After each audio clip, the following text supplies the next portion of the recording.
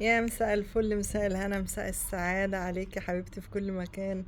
خلصتي شغلك، تعبتي النهاردة، ارتاحي بقى، اعملي فنجان قهوتك، شغلي شوية قرآن واقعدي كده مع نفسك شوية، او اللي عايزة تشغل اغنية تشغل اغنية زي ما تحبي. المهم ان انتي تاخدي من اليوم حبة شوية ليكي كده تستجمعي فيهم قواكي وترجعي تكملي تاني. بس عشان خاطري ما تخليش الدنيا تاخدك يعني. نحاول، مغريات الدنيا كتير قوي دلوقتي وبتاخدنا من اللي احنا المفروض نعمله.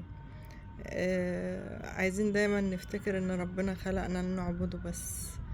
في حاجات كتير نجري عليها، في حاجات كتير تاخدنا، في سوشيال ميديا كتير قوي، في تلفزيون، في مطالب الحياة للولاد ولنفسنا. بس ده ما يمنعناش ابدا ان احنا دايما نحاول نكون قريبين من ربنا ونكون هو الاول قبل كل شيء.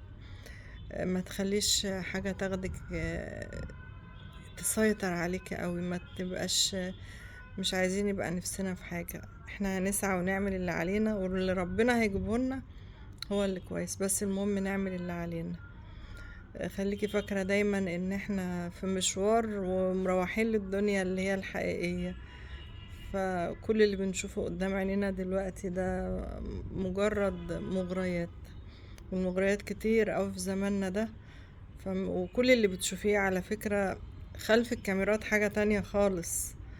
فربنا يعيننا جميعا على الزمن اللي احنا فيه، ويقوينا ويثبتنا، وخلونا نقول ربنا اغفر لنا ذنوبنا وإسرافنا في أمرنا وثبت أقدامنا وانصرنا على القوم الكافرين. ربنا ينصر المستضعفين في الأرض، في كل أنحاء الأرض، ويرزقنا جميعا السكينة والسلام وراحة البال.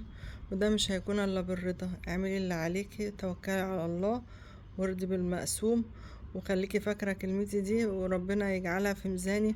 كل اللي بتشوفيه على الكاميرا قدامك في الفيديوهات غير اللي خلف الكاميرات. ما تعرفيش مين اللي عنده ايه، يعني ده عنده ايه زيادة، بس عنده ايه ناقص. مفيش حد كامل، مفيش حاجة، مفيش شقة مترتبة على طول 24 ساعة إلا إذا كان ما فيهاش ناس أحياء.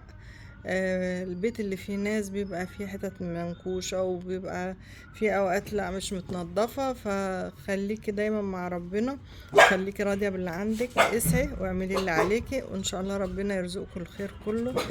ليلتكم سعيدة.